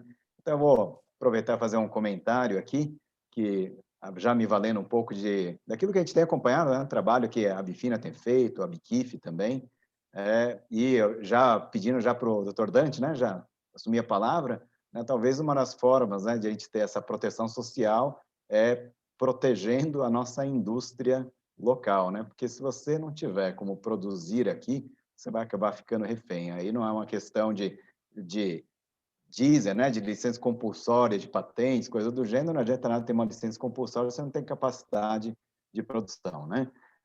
Paulo, eu vou te pedir um favor também, né? A gente está trazendo os colegas, né, fazendo comentários adicionais, e você fica à vontade também para puxar os ganchos, por favor, tá? Mas eu vou passar a palavra agora para o doutor Dante Alário. Dante, com você a palavra. Ok, obrigado. Parabenizando também o professor Paulo, uma palestra muito clara, né? Só não entendeu quem não tem boa vontade, e não é o caso desse grupo aqui, né? Que são pessoas muito bem intencionadas. Fazer alguns comentários para o professor Paulo saber, eu sou da Biolab, a empresa aí que o senhor citou como aquela que desenvolveu o Vonal juntamente com o professor Humberto da USP, né? Então, eu me sinto muito à vontade para falar de parcerias com universidades, porque eu faço uso delas, né? Estamos agora concretizando mais uma parceria que, por ainda não ter sido fechada totalmente, eu não posso divulgar, mas é outra parceria com a universidade. Eu queria dizer para o senhor que nós estamos montando uma grande unidade fabril aí em Pouso Alegre, né? E nós queremos aproximação, assim como nós temos uma forte aproximação aqui com a USP. Eu sou filhote da USP, né? Eu também quero uma aproximação com as universidades aí de Minas Gerais, né? Uma vez que nós estaremos presentes aí muito fortemente. Então, com isso, eu quero perguntar para o senhor a aproximação que eu faria do senhor com o senhor por esse endereço que o senhor deixou, telefone, site, etc., ou alguma outra forma. Então, isso é a primeira questão. Em relação àquilo que foi dito, né, o mesmo até que foi perguntado, na verdade, tem muita coisa para falar. Isso aqui e eu não quero me tornar um segundo expositor. O senhor já foi suficientemente um bom expositor para eu tentar, de alguma forma, também tentar ser expositor. Não quero. Mas, na verdade, o Brasil abandonou a política de farmoquímico na década de 90 com a entrada do presidente Collor, daquele infeliz presidente chamado Collor, que começou muito fortemente com essa ideia do liberal, né? E sucateou a indústria farmacêutica. Então, um belíssimo programa que aumentaria consideravelmente a autonomia brasileira em termos de IFAs, de fármacos, foi simplesmente jogado no ralo. Sobraram pouquíssimas empresas, uma delas foi o Cristália, citado também pelo senhor. E tem algumas outras farmoquímicas também, mas muito poucas em relação à necessidade que o Brasil tem. Não sei se nós conseguiríamos hoje fazer. Aliás, a ideia não é nem se falar em autonomia, é diminuir a dependência, que é muito diferente. E, para isso, é um projeto que tem que ser feito, construído juntamente com o governo, para se definir os produtos essenciais e os produtos estratégicos, e esses produtos nós termos autonomia, né? Não é algo fácil, porque a farmoquímica depende, né, da química, né, mais pesada, onde começa a fazer todos os intermediários para que se chegue à farmoquímica, né? E isso no Brasil não se faz, lamentavelmente não se faz, né? Nossa indústria de intermediários praticamente inexiste. A Petrobras foi, há muitos anos atrás, eu fui um dos que fui junto com o governo conversar com a Petrobras para ver se ela entrava nesse projeto de aumentar a autonomia nacional, e ela falou não, obrigado. Por quê? Porque ela como ela faz refino de petróleo, ela seria uma fornecedora de muitos intermediários, mas ela não quis, né? Então, ainda continua com esse problema, nós temos essa pendência, não é fácil de resolver, mas tem que se tentar. É algo que tem que ser tentado de qualquer forma para diminuir a autonomia. É um projeto de médio para longo prazo, né? É um projeto que de não menos que 5 anos, eu diria que está muito mais próximo de 10 anos do que de 5 anos, e aí entra uma outra dificuldade. Qualquer governo ele tem 4 anos, e se reeleito ele vai para 8 anos, né? Mas é sempre uma dúvida se ele será reeleito. Enfim, eles querem projetos de curto prazo para mostrar, e projetos de 10 anos eles perdem de vista. Isso é uma enorme dificuldade que nós temos, ou seja, nós precisamos de projeto de Estado e não de governo, senão nós não sairemos do lugar.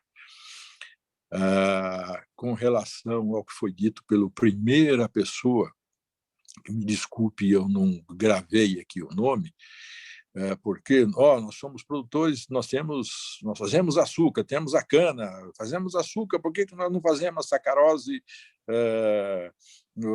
ou, enfim, alguns açúcares injetáveis, por exemplo, que é tudo importado. E importado da onde? Basicamente se importa do Japão, né? Como se o Japão fosse um grande plantador de cana ou coisa que o valha. No entanto, eles têm tecnologia e eles exportam para o mundo todo, e você tem muita dificuldade de competir com eles. Por que nós não fazemos? Porque você precisaria fábricas imensas, investimentos que não têm mais tamanho, são produtos considerados commodities, eles já têm as fábricas deles paga há muitos e muitos anos, você teria que pagar essa fábrica nova, ou seja, seria um investimento enorme que deveria entrar no custo, né, para que haja amortização. E aí você não fica competitivo. E aí fica difícil. Por isso que eu sou partidário de que o Brasil deva explorar o máximo possível, além dos produtos estratégicos, inovação na farmoquímica, né? Ou seja, novas moléculas, ou moléculas patenteáveis, mesmo que sejam mitos. Durante muitos e muitos anos, a multinacional viveu de mitos. Tinha um produto, que era o primeiro, que era efetivamente o inovador, e os demais que vinham eram tudo mitos, mas sob patente, com exclusividade, etc., etc.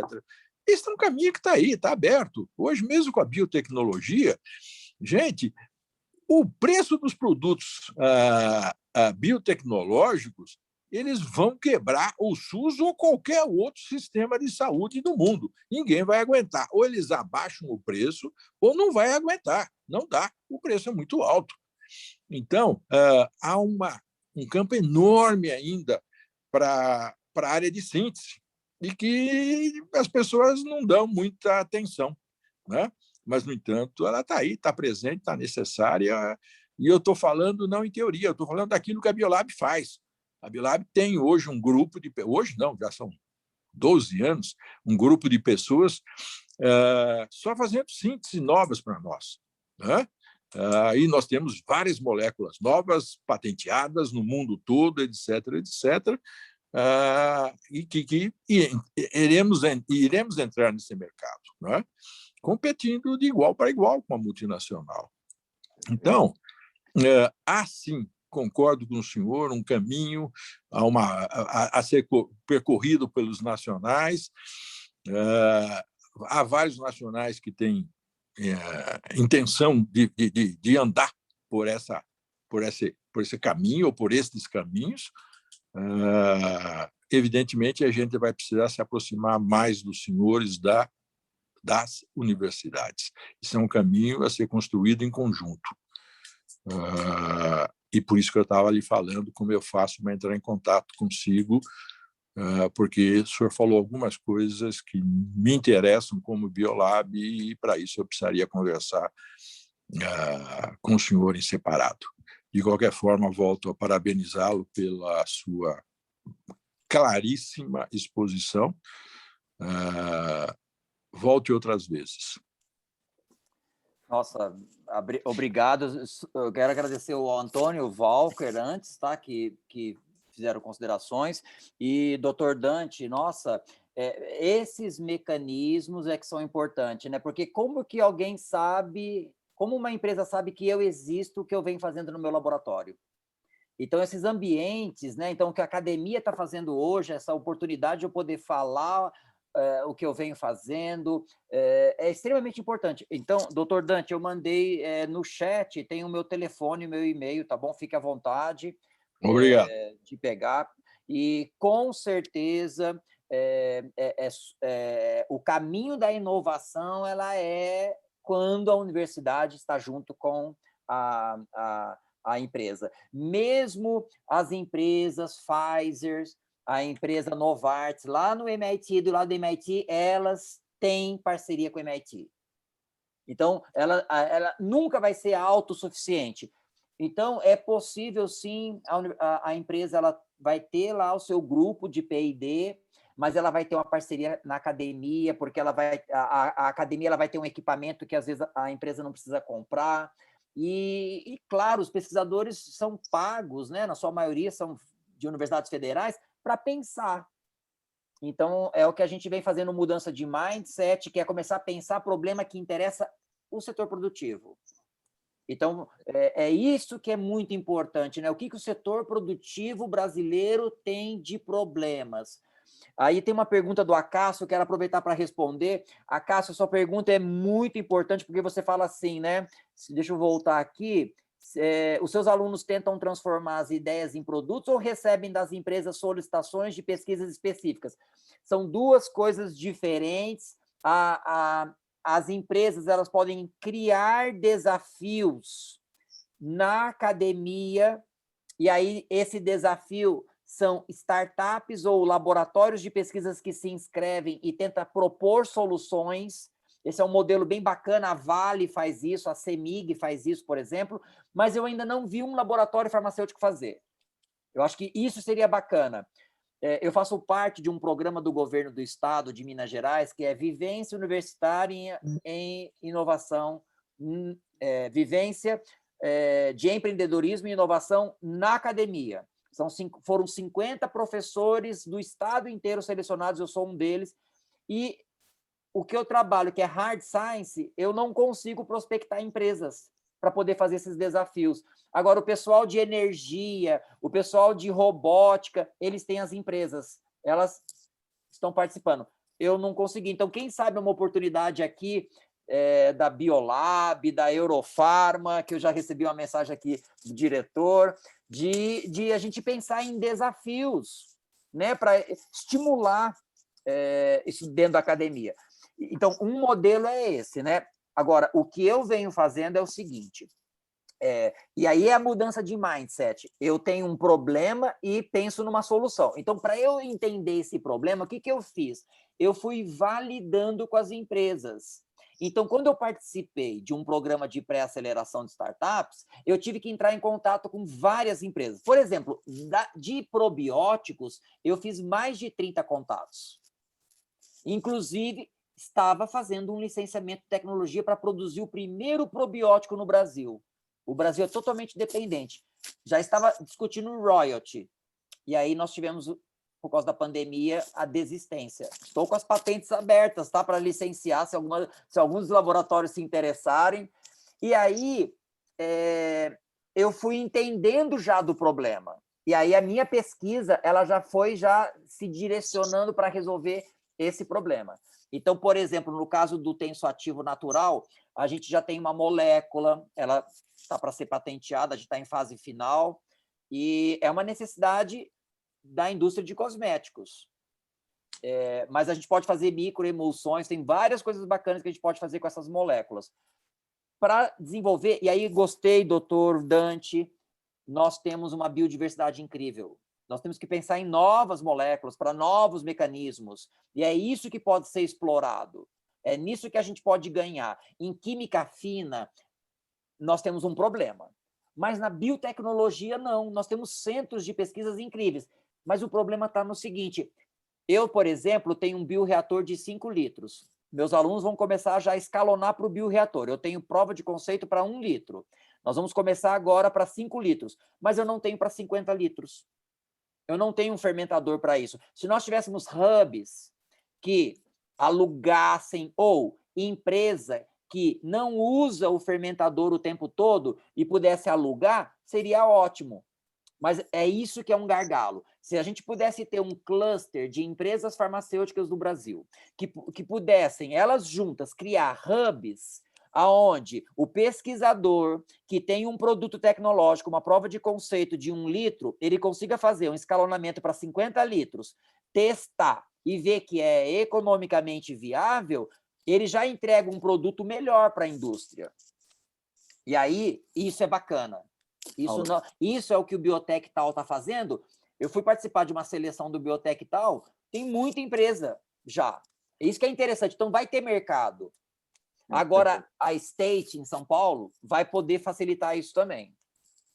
Ótimo. Paulo, obrigado. Aqui é só fazer um comentário. Você falou, né, que poderia ter as chamadas e tal. Eu vou até aproveitar, né, que a própria Biolab já no passado fez chamada, a Sanofi Aventis fez também, mas eram outros momentos, né? Tem uma coisa, né, Dante, acho que você vai concordar comigo, tinha uma época que tinha muitos recursos disponíveis por aí afora, né? E aí, respondendo até uma pergunta dos colegas da academia, para o acadêmico era mais fácil ir para o órgão de fomento, fazer aquela pesquisa que virava paper, como sempre fez, do que entrar, por exemplo, né, em conversas com empresas, etc., sem falar que também é uma série de incertezas e inseguranças que vinha até do próprio marco regulatório, né, quando a gente fala da lei de inovação, uma série de outras coisas, que o Brasil ainda demora um pouco, patina um pouco nisso tudo, né? Mas eu vou pedir agora, viu? Eu tinha pedido para o Norberto Prestes fazer uma palavra, mas, Norberto, o doutor Leonardo Teixeira, nosso acadêmico, ele tinha pedido para fazer uma pergunta que eu acho que tinha muito a ver com aquele momento, né? Então, eu vou pedir para o Leonardo Teixeira fazer a pergunta dele. Depois, Norberto, viu? Eu gostaria também que você falasse, não vamos deixar de falar na nossa parceria Biodiversidade mais Inovação, que também tem muito a ver com o que você está falando, viu, Paulo? Mas eu vou deixar a palavra com o doutor Leonardo Teixeira. Obrigado, Henry. Boa noite a todos, boa noite, doutor Paulo. Parabéns pela apresentação, realmente fantástica, né? Corrobora aí com a opinião de todos os outros que já falaram. A minha pergunta é a seguinte, você falou do Bob Langer, e eu tive a oportunidade de ser aluno dele também. Ai, que legal. E eu fui atrás dele exatamente pelo número de publicações e patentes e tudo isso. E o que eu percebi? Na verdade, ele é o grande receptador, né? Ele coordena a instituição, ele é o diretor da instituição, que faz exatamente aquilo que você falou que o Brasil precisa, né? Que é o Vale da Morte, onde existe o conhecimento básico, o Vale da Morte e a aplicação industrial. Então, você não acha que é aí o caminho? Nós termos instituições no Brasil, como a dirigida pelo Bob Langer, que tem verbas federais, particulares e de doação, para fazer esse meio termo, porque, na verdade, o Bob Langer ele não fez as 1.400 patentes. Uhum. Ele dirigiu para que essas patentes chegassem ao mercado, né? Que é o grande mérito, inclusive. O que você acha? Excelente, Leonardo.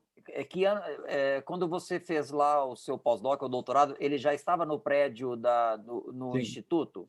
Sim. É um andar, né? O último andar, todo dele. Né? Nossa. São 100 pesquisadores trabalhando para ele. Eu tive um colega meu também que acabou fazendo um pós-doc com ele, que encontrou com ele 5 minutos somente. Né? Então, acho que deve ter sido a mesma experiência sua, né? Ele é uma rede, então a organização dele é incrível, porque ele é a pessoa lá em cima, né, o pensante, aí ele tem depois uma camada de outros pós-docs, vamos dizer assim, que depois tem subgrupos, então é super organizado, por isso que ele chega nesse número de patentes. Né, porque é um ponto fora da curva. Eu gosto de trazer o exemplo do Bob Langer justamente porque é um ponto fora da curva e é assim, poxa, é um exemplo. O meu supervisor lá do MIT abriu empresas com Bob Langer. Realmente o Vale da Morte. Eu acho que funciona lá, né, porque é onde tem um investimento de risco. É um investimento alto. E é esse suporte que ele é fundamental. E é o que está acontecendo no Brasil, acabar. Eu participei de 5 programas de pré-aceleração de startup. A maioria é tecnologia da informação, é aplicativo para isso, aplicativo para aquilo. E aí, quando chega uma hard science, eu apresento o pitch e falo assim, preciso de 5 milhões, preciso de 6 milhões. Não dá, né? Porque eu estou concorrendo na competição com um time que precisa de 300 mil, 400 mil, e já tem um produto já testando. Então, é muito difícil. Por isso que está tendo evasão de cérebros. Aí eu dei 2 exemplos. A OneSkin saiu daqui, está lá na Y Combinator, no Vale do Silício. E uma outra startup daqui, também, que é a Biomimetic Solutions, saiu do Cefet, de Belo Horizonte, foi para Londres. Então, infelizmente, hard science no Brasil ainda é um desafio. E aí esse vale da morte é o ponto fundamental. Então, como ter investimento de risco. E aí eu acho que o Bob Langer, talvez, não use somente investimento privado, né? Porque as empresas vão atrás do laboratório dele já, né? Elas vão lá e falam assim, olha, eu tenho esse problema que faz, e aí ele desenvolve o produto é altamente tecnológico. Mas também tem que ter aporte do governo. Tem que ter aporte do governo. Eu acho que é nesse vale da morte mesmo. Então, parabéns, Leonardo, assim, de ter participado de uma pesquisa junto com o Bob Langer, que para mim é meu ídolo. E realmente as coisas lá acontecem. Ele está num ambiente muito favorável, né? A Kendall Square, onde fica, né, o MIT, todo aquele entorno que eu mostrei para vocês, é altamente um ambiente favorável, porque os investidores, né, investem numa startup, a startup ganha muito dinheiro e eles mesmos alimentam. Então, Bob Langer está se tornando, por causa da Moderna, o pesquisador de $1 bilhão. E aí, pode ter certeza, ele vai investir em outras startups. Então, é retroalimentação, é incrível. Perfeito, obrigado, Paulo. Legal. Leonardo, quer alguma complementação? Não, obrigado. Ok, obrigado. O Norberto Prestes, né? Você que está ali à frente da Biquif também, né? Se você puder fazer alguns comentários ali, já te agradeço. Boa noite a todas e todos aí. É difícil agora fazer algum complemento, né? Mas parabéns, professor Paulo. Mas eu acho que baseado na minha... Vou falar um pouquinho da experiência. Eu fui gerente da incubadora Supera na USP Ribeirão Preto durante 6 anos, né? E antes de ser gerente, eu fiz muita pesquisa também como aluno da USP e para entender, inclusive, a relação universidade-empresa, né? Publicando papers a respeito disso. E lá eu tive a minha sorte também de ter uma relação mais próxima com temas ligados à saúde, que é o que acho que a maioria daqui, dos senhores e senhoras, atuam mais, né?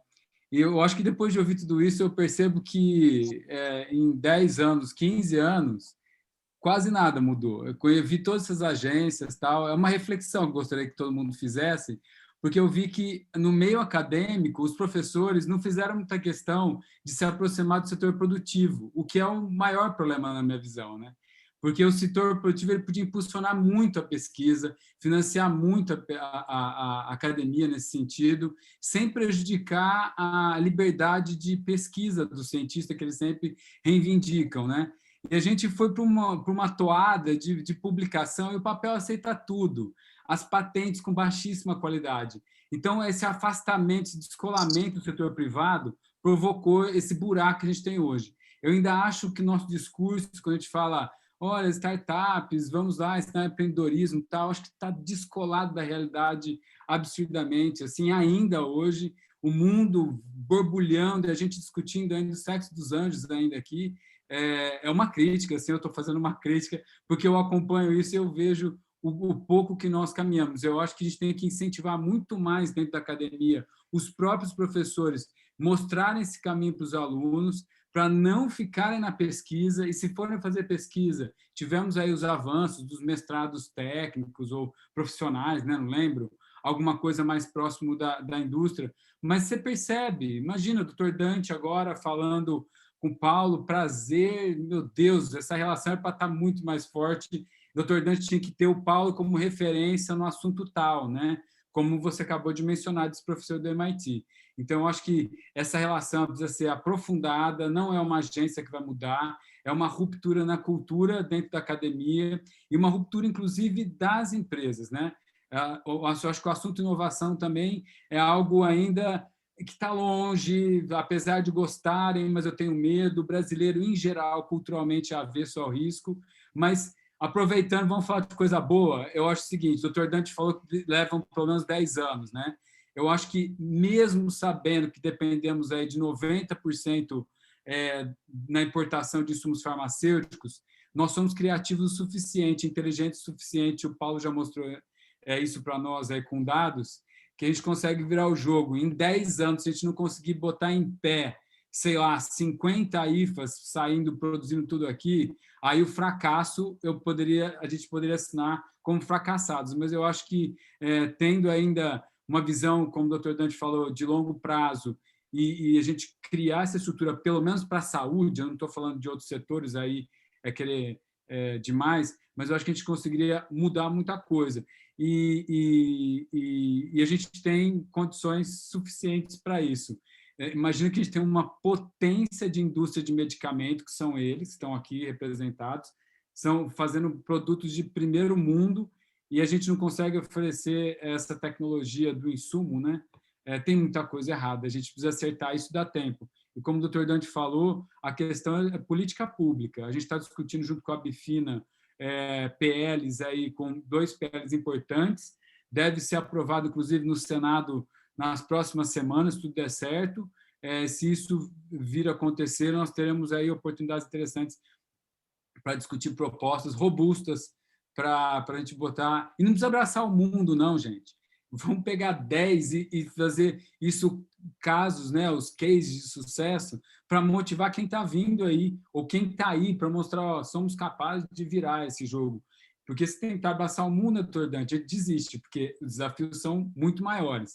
Mas eu acho que a gente é criativo, como sempre fomos até o momento, para virar esse jogo. E contem com a Bikif. E Henry, eu não vou entrar aqui, porque já está tarde, todo mundo está querendo dormir, descansar, etc., mas a gente está trabalhando num projeto bastante interessante, uma plataforma, acho que bacana, inteligente e conectada com a realidade da indústria. Os problemas vão estar lá nesse processo. Aguenta mais um pouco, né, Henrique? Eu acho que o negócio sai por aí. Não, eu vou aproveitar, viu, Norberto? Você deixou a bola aqui pingando e a gente já vai se encaminhando aqui para o final da nossa reunião aqui, né, que é 8 horas da noite, né, professor Lauro, né, que é o nosso horário regulamentar que a gente tem aqui, né? Paulo, eu acho que, bom, o Norberto acompanhando de perto, né, os outros colegas acadêmicos também, o Walker, Leonardo, e o próprio Paulo Grangeiro, né, já deve ter ouvido falar da nossa parceria Biodiversidade mais Inovação, viu, Paulo? Mas talvez o que os colegas, assim, não estejam sabendo da maior atualização é que um dos pontos que nós estamos usando como ponto de partida para a nossa parceria é uma organização de sistemas de informação.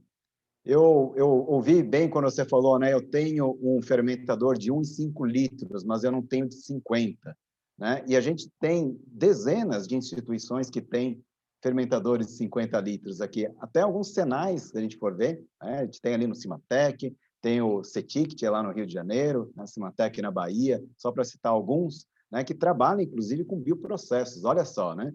E, às vezes, o que falta mesmo é um pouco desse conhecimento e de um elemento de conexão, alguém que ajude a fazer as pontes, né? Porque uma coisa é você precisar do equipamento, a outra coisa é ter que ir atrás de contrato, disso, daquilo, lá, né? E aí você não faz nem pesquisa, nem outra ponta também. Então, só um comentário, né, para os colegas que estão ouvindo aqui, que é uma iniciativa da academia, que estamos agora numa fase de coleta, inclusive. Eu vou aproveitar que estou cheio de acadêmicos aqui, né, professor? A gente está na fase de coleta justamente de problemas que podem ser resolvidos com uma plataforma de informação. Porque se não resolve problema, vai ser só mais uma plataforma, ok? Mas legal. Bom, com isso a gente vai se encaminhando aqui para o nosso final da reunião, Paulo. Eu vou pedir para você fazer o seguinte, né, algumas palavras, considerações finais suas, depois eu vou pedir para o nosso professor lá do Moreto, a Cássio também, fazerem o fechamento da reunião, tá? Paulo, por favor.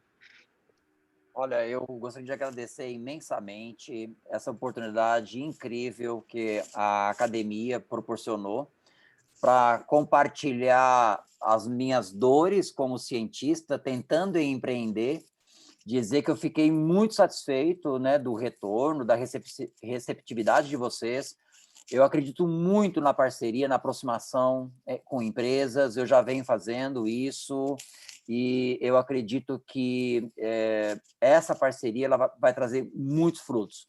Eu acho que nós estamos... A pandemia veio para mostrar uma fragilidade que já era evidente, mas que ficou escancarada. Mas eu tenho certeza que os laboratórios brasileiros estão enxergando a importância que isso pode trazer. Então, pode deixar que eu entrarei em contato, tá, doutor Dante? Tá? Você que pediu sobre... Anote meu telefone, por gentileza, tá? E agradecer, doutor Anselmo, obrigado pela oportunidade, pelo convite, eu fiquei muito satisfeito, tá? Okay, muito obrigado, Paulo. Bom, eu vou pedir para, antes do professor Lauro, viu, o professor Anselmo, que quem fez o convite é o Paulo Grangeiro, né? Professor Anselmo, se você puder também fazer algumas considerações finais?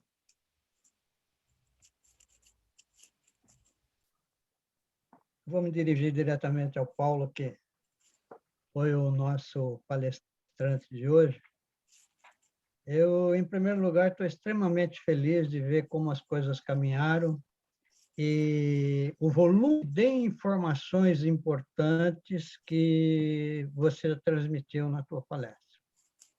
Então, eu só quero te mandar um parabéns, um grande abraço para você e eu espero que você possa vir fazer parte do grupo aí da biodiversidade, que vai ser muito importante para todos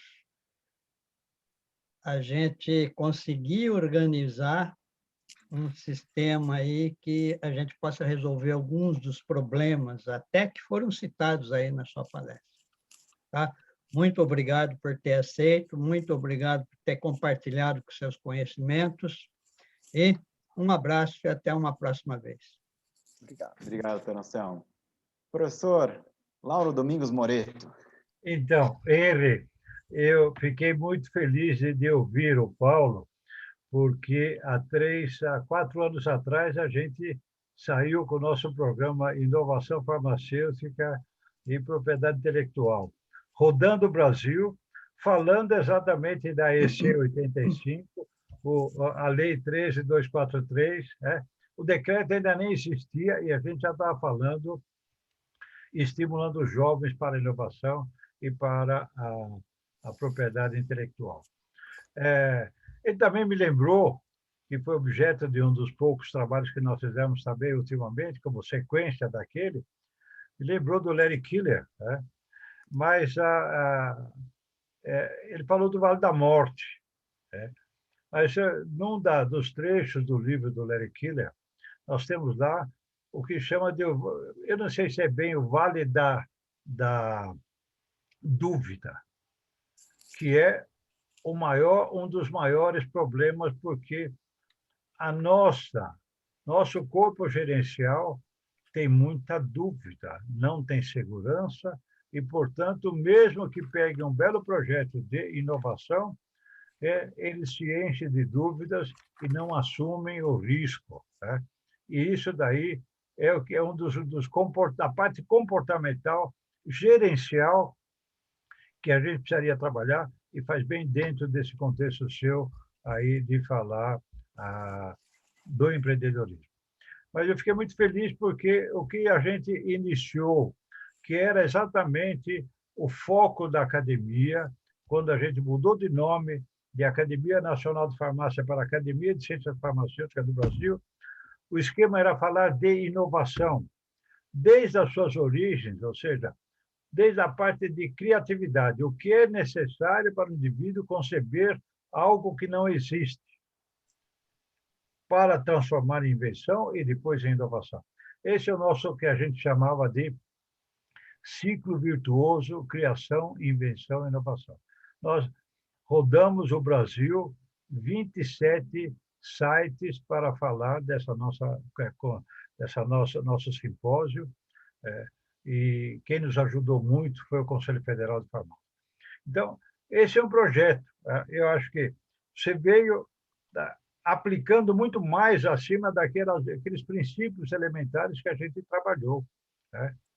Mas eu pensei até que o Anselmo fosse falar, eu vou te indicar para a academia, e ele indicou outra coisa. Ô, Anselmo, quem tem a prenda na mão, que coloque esse assunto para tocar adiante. Quer dizer, indique o Paulo para ser nosso acadêmico, meu, né? Aí, se ele aceitar, a gente vai ter ele conosco aqui, mais um para falar de inovação, que é o grande foco da Academia de Ciências Farmacêuticas. Quer dizer, o que foi no passado, a gente entende que cresceram de forma desordenada e casuisticamente. Agora, a gente só pode crescer de forma ordenada, com inteligência e com foco pontual, né, em alguma das atividades que a gente está querendo. Parabéns pela sua apresentação. Aliás, Vocês dois, você com o Zé Mauro, dá para formar uma dupla mais ou menos, viu? Acho que vamos chamar o Zé Mauro também para a academia, que ele também é um grande batalhador e um grande pesquisador.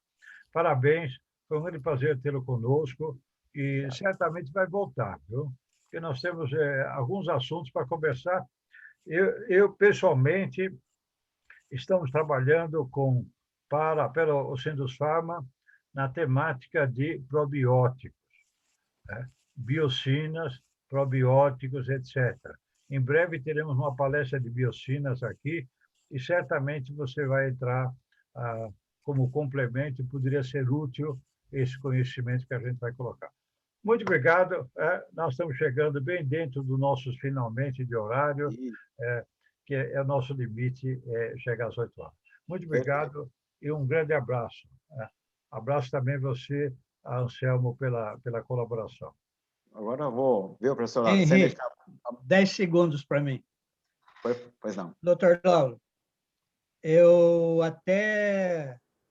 e Henry até conversamos a respeito de convite para o Paulo Grangeiro, mas achei também que fosse muito importante vocês conhecerem Paulo Grangeiro para depois a gente fazer uma indicação dele para a academia.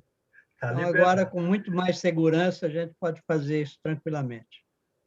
Bom, aí eu vou pegar os meus 10 segundos também. Eu vou só lembrar o professor Lauro, que vai se lembrar que há alguns anos eu já falei do Paulo Grangeiro, viu? Paulo Afonso Grangeiro.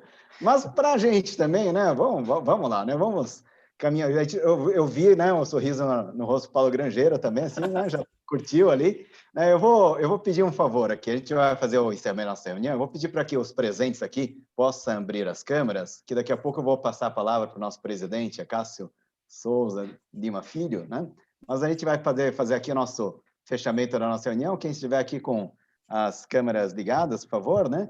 E aí eu vou pedir para que todos, né, uma salva de palmas mais uma vez para o Paulo Grangeiro, né, que realmente foi brilhante aqui na nossa reunião de hoje, né, mais uma vez. Vamos lá fazer aqui ó, as fotos aqui também.